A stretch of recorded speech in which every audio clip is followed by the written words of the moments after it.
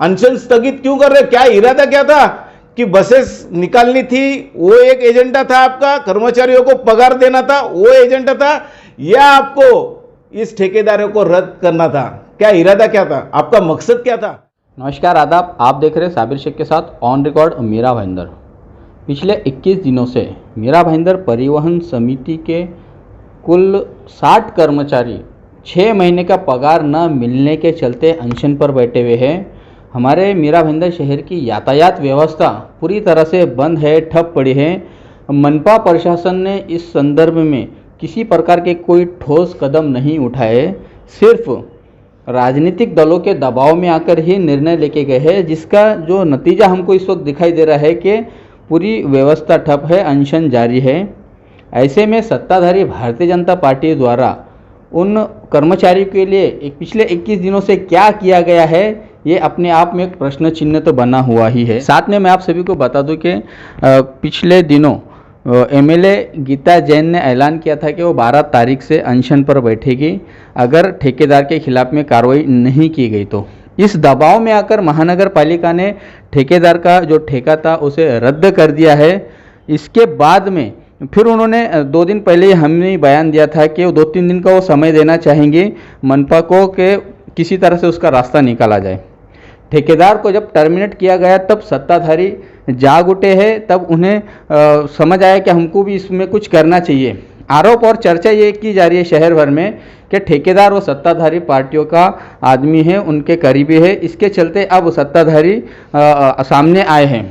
हमारे साथ में परिवहन सभापति तो नहीं है, किसी कारणवश वो हमसे मुलाकात नहीं कर पाए, लेकिन हाल ही में नियुक्त हुए हाउस लीडर प्रशांत दड़वी हैं। हम उनसे जानना चाहेंगे कि दड़वी साहब, इतने दिनों तक आपकी पार्टी के लोग या आप सत्ताधारी क्यों खामोश रहे इस परिवहन मामले को लेकर? नहीं, आप सबीर भाई, जैसे आपने बताया कि हमारी सत्ता है भारतीय जनता पार्टी की इस मीरा भाईंदर महानगर पालिका के, तो हम लोग चुप बैठे नहीं है ना, हम लोग तो लड़ाई लड़ ही रहे हैं ना। हम लड़ाई लड़ रहे हैं, और आपने जैसे अभी बात बताई कि हम ठेकेदार का सपोर्ट कर रहे हैं या सहयोग कर रहे हैं, तो सहयोग इसलिए कर रहे हैं कि हमको जनता की फिक्र है, और जनता को वो सेवा मिलनी चाहिए जो नहीं मिल रही है, और उसमें से रास्ता क्या होना चाहिए। तो लॉकडाउन के दरमियान जो ठेकेदार है उन्होंने परिवहन सेवा चलाई है ना। लॉकडाउन के दरमियान अगर परिवहन सेवा चलाई है तो क्या आपको लगता नहीं है कि उनका वो कर्मचारियों का पेमेंट होना चाहिए? उसके बाल बच्चे नहीं है क्या?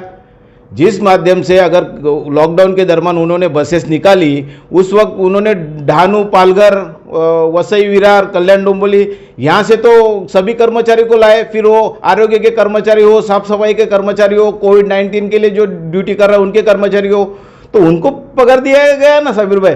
तो जब उनको पगार दिया गया तो इनका पेमेंट क्यों रुकाया आपने?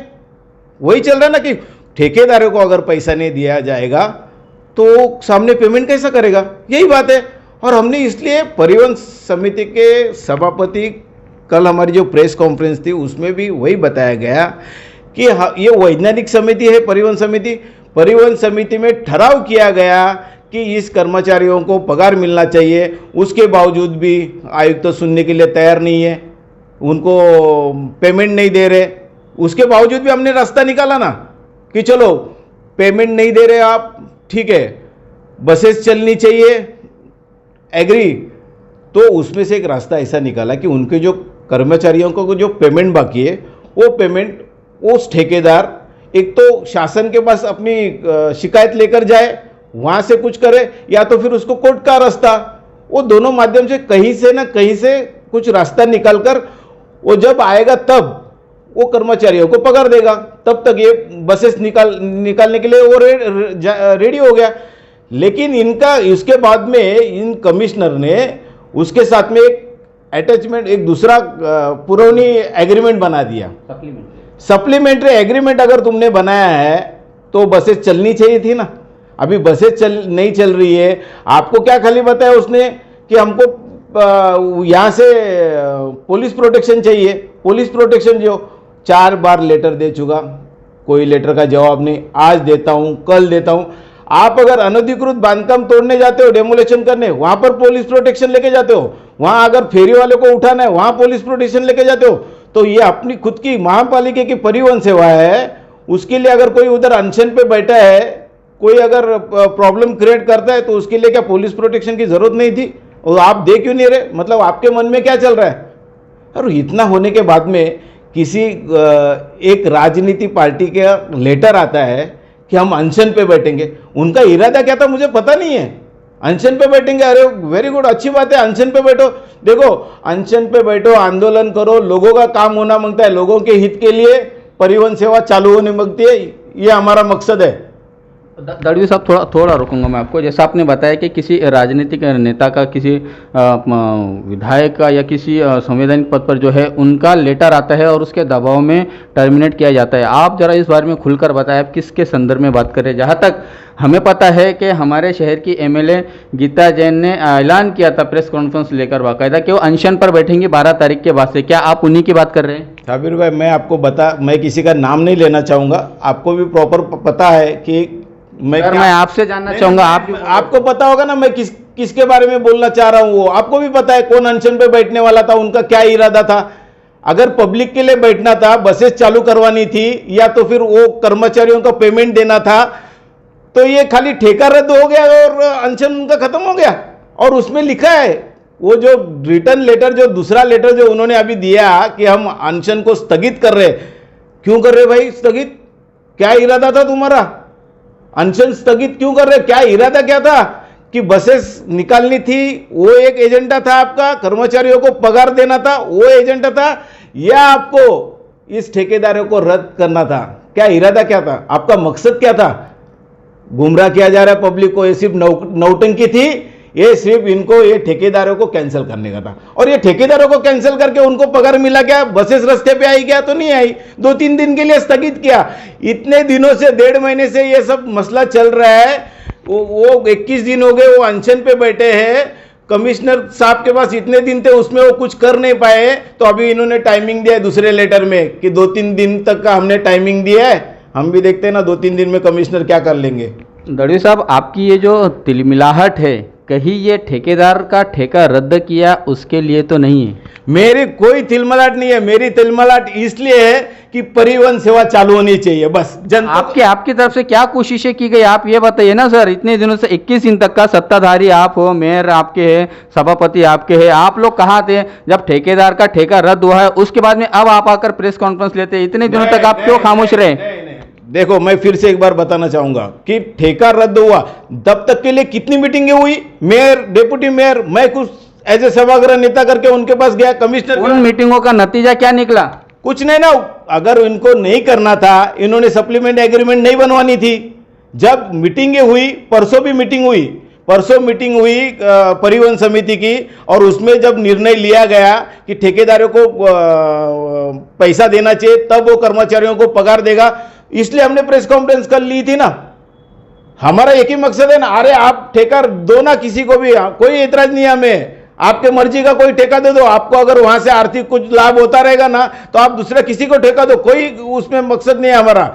लेकिन आप एलिगेशन करते जा रहे हो कि इस ठेकेदार से कुछ मिल रहा है, उसलिए आप उसको उसके पीछे है, या ऐसे सब आरोप है। तो ये सब घिनौने आरोप करने से कोई मतलब नहीं है। तो मैं तो यही बोलूंगा कि जिसको भी आरोप करना है ना, तो अपने हिसाब से आरोप कीजिए। हम तो एक ही चाहते हैं। हम भी देखो, हम सत्ते पे, हम तो एक ही चाहते हैं, लोगों की भलाई चाहते हैं। इसमें लोगों के लिए अगर परिवहन सेवा चालू हो, यह हमारा उद्देश्य है और आगे भी रहेगा।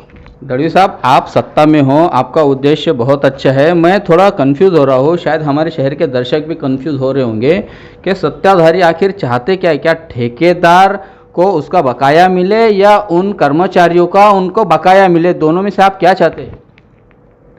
फिर से वही बात दोहरा रहा हूं मैं आपको, डे 1 से वही बोलते आ रहा हूं, आज भी आपको यही बोलूंगा कि पहले भी हमने कहा था कि ठेकेदार पेमेंट कौन करता है? कर्मचारियों को ठेकेदार करता है।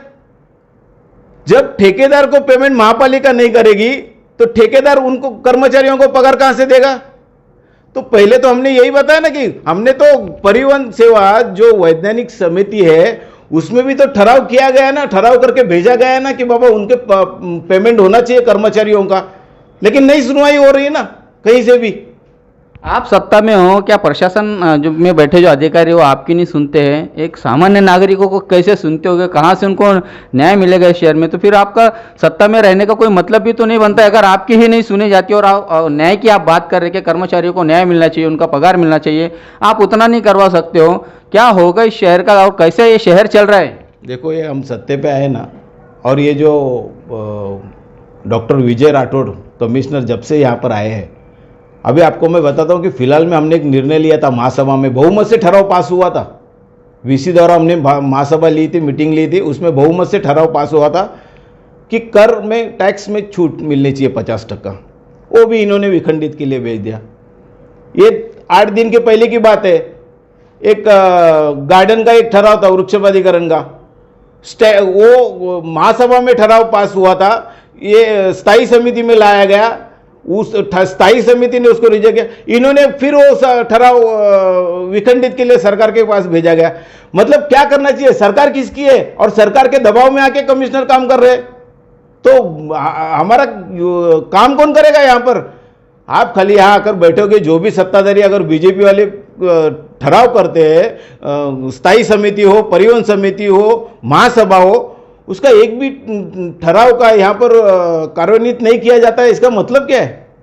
दड़ी साहब, कहिए आपका कहने का मकसद और उसका पीछे का ये मामला तो नहीं है कि राज्य में शिवसेना, कांग्रेस, राष्ट्रवादी कांग्रेस की सरकार है और यहाँ मीरा भाईंदर महानगर पालिका में भारतीय जनता पार्टी की सरकार है, तो आपके किए गए प्रस्ताव को, आपके किए गए ठराव को राज्य में भेजकर उसको रखड़ा देना, उसको विखंडित कर देना, ताकि जो कि आपकी जो सत्ताधारी पार्टी है ये कहीं ना कहीं लोगों के नज़रों में बने कि हाँ ये काम नहीं कर रहे हैं या इनसे काम नहीं होते हैं, आपके पार्टी को, आपके पूरे सत्ता पक्ष को काम नहीं करने दिया जा रहा राज्य सरकार की तरफ से, ऐसा आपका कहना है? देखिए साबिर भाई, हमने भी अभी तक संयम रखा है, हमने अभी तक संयम छोड़ा नहीं है।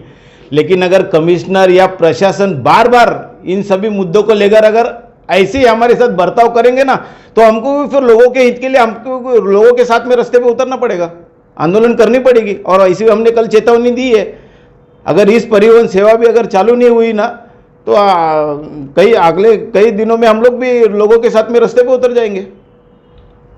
ये है प्रशांत दड़वी जो हाउस लीडर है, इन्होंने अपने पार्टी का पक्ष रखते हुए बताया है कि परिवहन कर्मचारी जो पिछले 21 दिनों से बैठे हैं, अगर उनका वेतन नहीं मिलता है, उनका पगार नहीं मिलता है 6 महीने का, तो अब ये भी अनशन पर और उनके समर्थन में बैठने के लिए इन्होंने मन बना लिया है।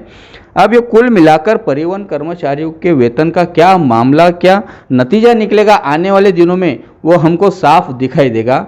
लेकिन एक जो बात समझ में आ रही है कि परिवहन कर्मचारियों को लेकर शहर की राजनीति ज़रूर गर्मा गई है।